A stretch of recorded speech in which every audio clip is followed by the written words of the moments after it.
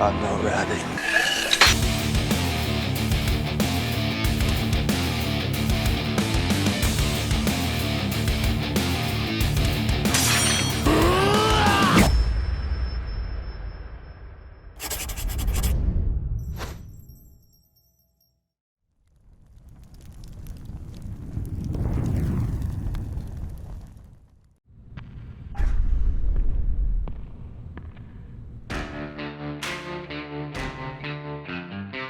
I'm Kerry Stagmer, and we are the blacksmiths of Baltimore Knife and Sword. We're going to be building some of your favorite things and fantastic objects you've never seen before. This is Man-at-Arms, Reforged. Today on Man-at-Arms, we're setting sail on the Grand Line to create one of the legendary swords from One Piece, Shusui, one of the 3 swords used by the infamous pirate hunter Roronoa Zoro. This iconic katana is known for its black blade with a reddish reverse wave hamon. From the very first time that I saw this reddish hamon, I thought copper. I thought it was a really interesting look. We decided that we would explore a new technique that we've seen from both Baker and War Crown forges, where they put copper directly into the Damascus steel. We're going to extrapolate it out into a giant blade, something I think that has never been done. So before we incur a bounty on our own heads, let's get into the welding room and get this billet stacked. Captain. What I'm doing here is I'm stacking their pieces of high carbon and 15N20 for our Zoro sword build. Once I finish alternating the pieces here, we'll straighten them out, clamp it up, put it in our vise, and weld them together. Now what I'm going to do is run some weld beads across the sides and ends. This keeps the billet together while they're forge welding it.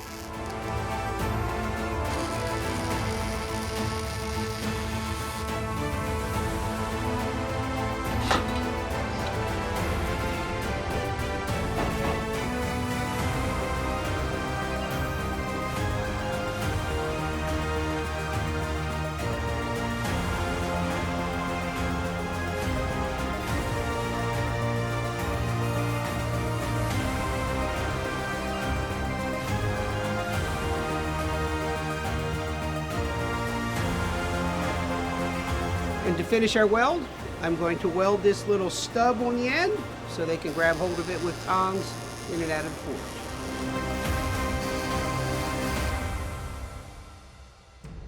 forge. Kevin's taken the initial forge weld on this piece, so it's now one solid block.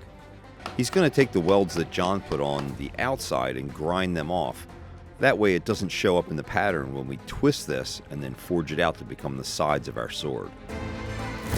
First thing we got to do, we have to make this into our outside cladding. We combine this with the copper. We got to make this the same size as our 1095. So we'll need to get this down to 3/8 by 1 5/8. First up, we got to put this in the forge, get it good and hot, and start working on it.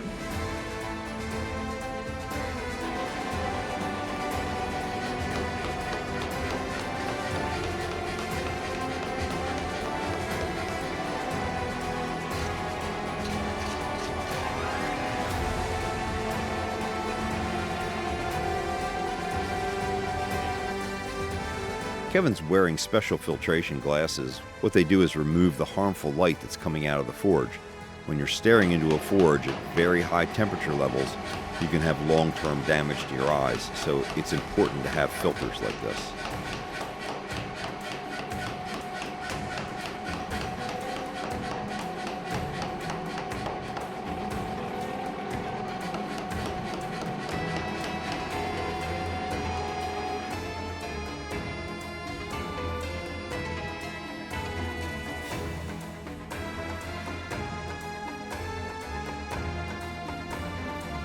Under the power hammer, he's going to draw this out to double the length we need.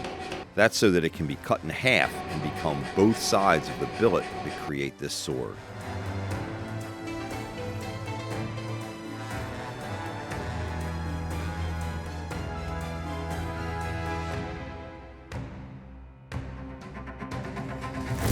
You've seen me knock this down to size. So next thing we got to do is clean everything up. The biggest thing we got to do is keep everything clean before we weld it together. So off we go.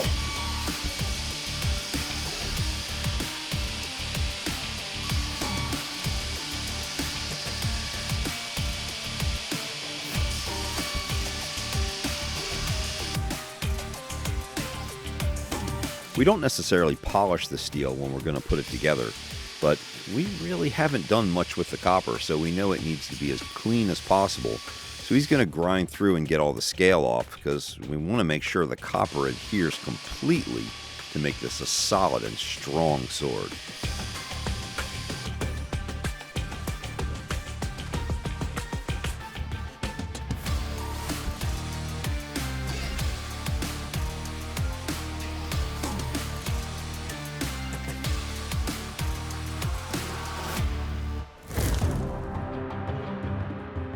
All right, what we're about to do now is we're going to tack weld our billet together. This is a unique billet. We're using high carbon steel and copper plates. So I need to fully weld those joints before they can forge it.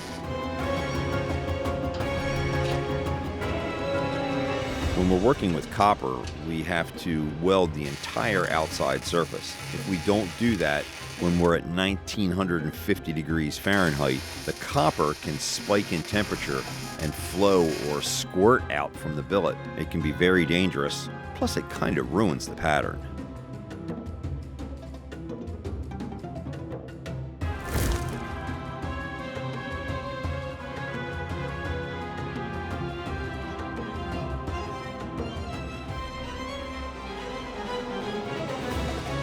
We go to the nacelle hammer with a set of dies that will disrupt the surface.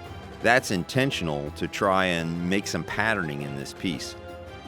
We're going to the kiln rather than the forge because our temperatures have to be fairly exact. We're shooting for 1950 degrees. We're within 25 degrees of fully molten copper. We don't actually want that. We want it to fuse. We don't want it to spray out.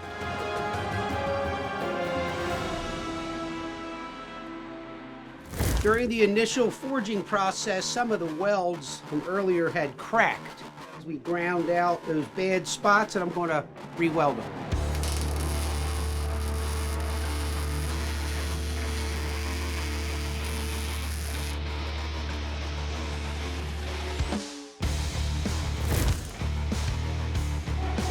Often when we pattern things, we then grind off the surfaces until they're flat again. But we've got a couple different materials here in the central core that we don't have a lot of experience with. So we're going to forge it flat. That's going to push a little bit of our pattern out, but we still have enough disruption in this material that we're going to see it when we go to grind the edge.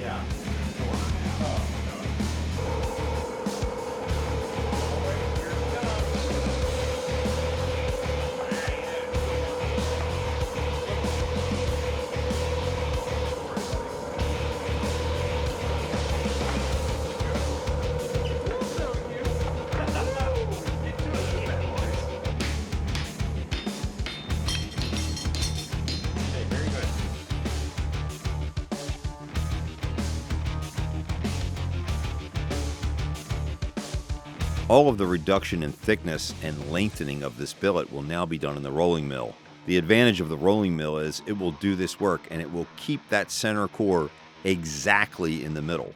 We do have to kind of straighten it out a little bit here and there, but it will keep this exactly the way that we need the 3 layers to be patterned. To thin the blade even more, we adjust the rolling mill. Our rolling mill has 2 wheels that are not hooked together, but they do have marks on them, so we know that we're doing it equally.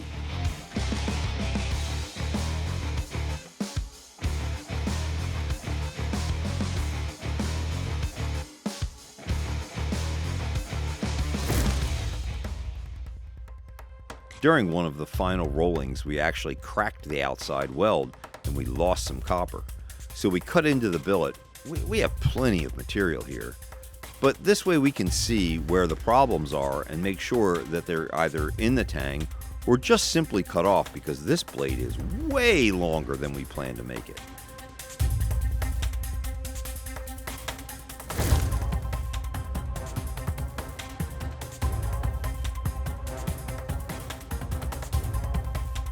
Paul's going to be grinding the welds off of both edges of this material. We really hope this thing is fused. I'm pretty sure that it is. But as he gets into the steel, the copper will begin to reveal itself, as will the central core of 1095 steel.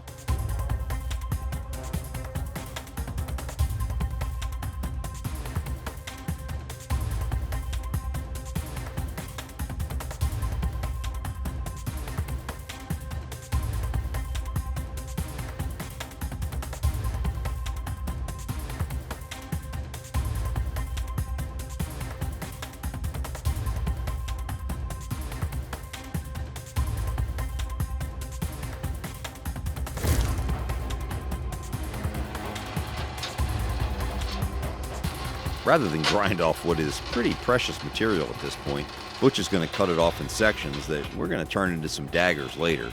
He'll cut it off with the bandsaw, and I'm going to save that stuff. You just wait and see what we make.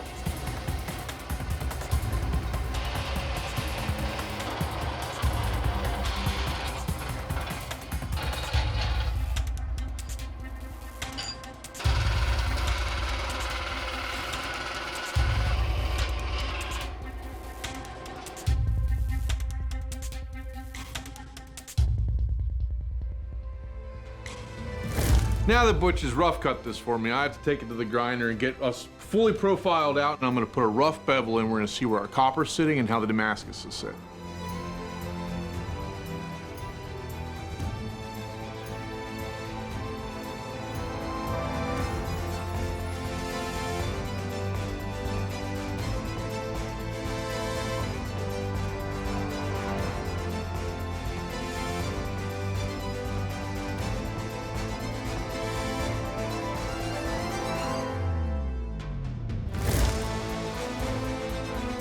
We've already normalized this blade a couple of times, heat cycling it to over 1500 degrees and then letting it cool. Now we bring it up to 1500 degrees and take it in the oil to harden it.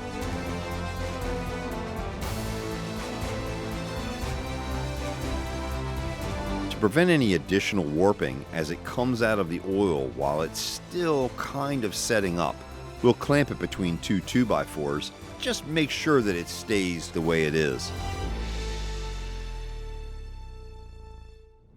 So we're fresh out of the kiln.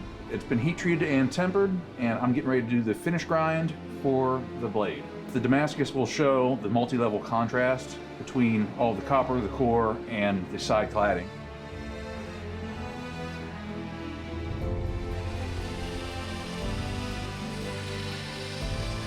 Butch is working on a flat platen on this grinder. You usually see us working on big radius wheels, but he's kind of learned a different technique, and it creates a very flat grind. As a matter of fact, there's a piece of glass between the flat steel platen and the sanding belt. That allows him to get his grinds to be extremely flat and gives him a lot of control. It's something that when we're making these very high detail kitchen knives is extremely important.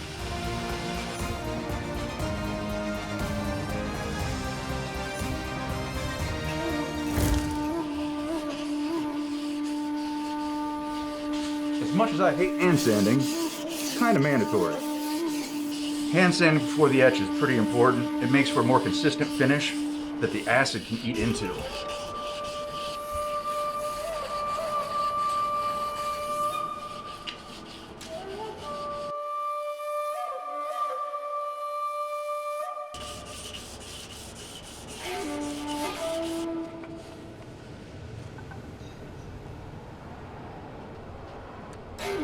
This looks like it's going to take a long time, so let's head back into the forge and see what's going on with the Suba.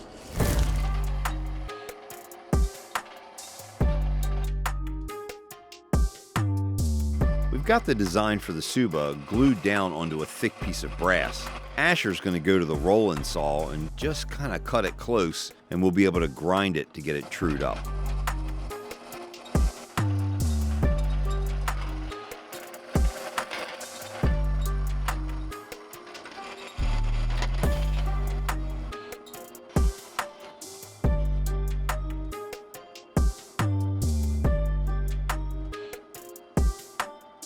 So Kerry's got the Habaki 99% of the way done. However, it still needs a notch in the back. And with that, I'll be using a round file to get it roughed in, and then a couple of flat files to square all the shoulders up.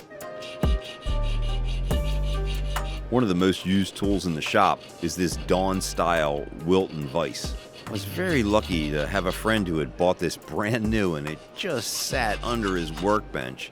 He never used it for anything. He had it 20 years just saving it for us here at Baltimore Knife.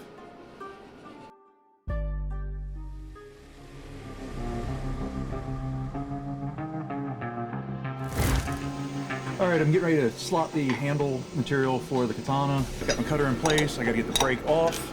Now we're rolling.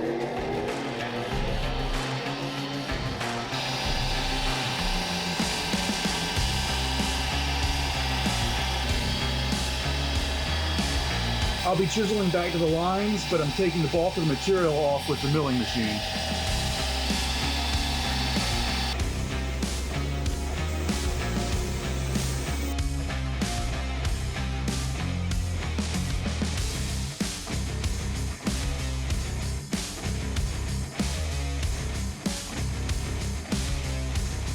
Now that I got the bulk of the material removed from the handle blocks, I'm going to go back and refine the channels with a chisel.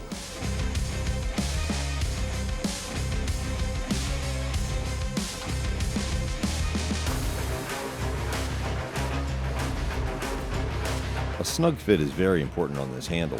He's going to be able to go in with his chisel and really get it so that the steel fits just right. It makes a really big difference when the Makugi pin is put in. That's the pin that holds the tang of the sword into the handle and tightens everything together.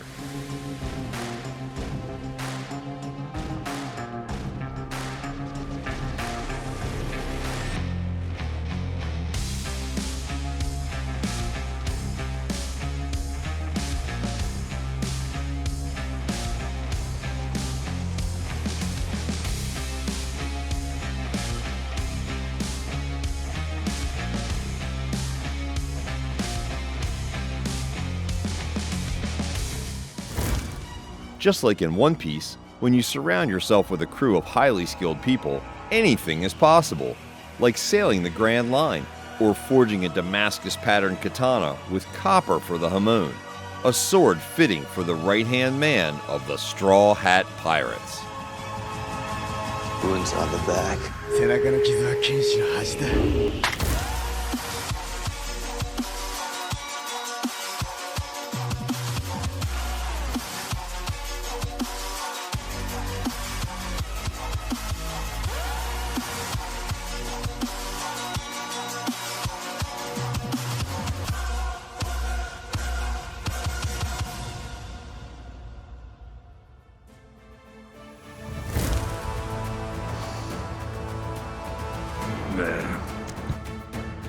一刀流居合獅子孫孫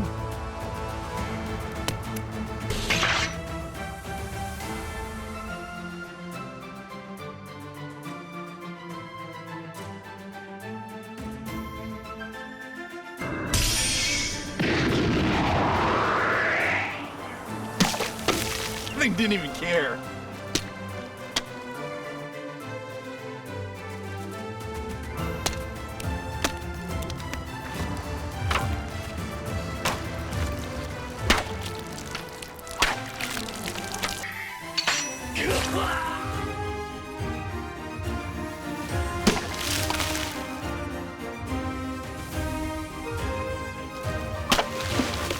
I'm not gonna drink that.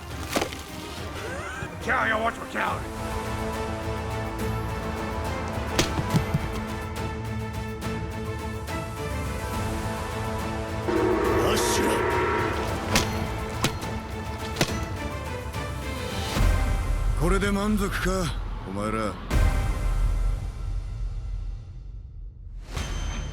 Click here to subscribe, or click here to subscribe to Baltimore Knife and Sword. Click the video to see more here on the All Me channel.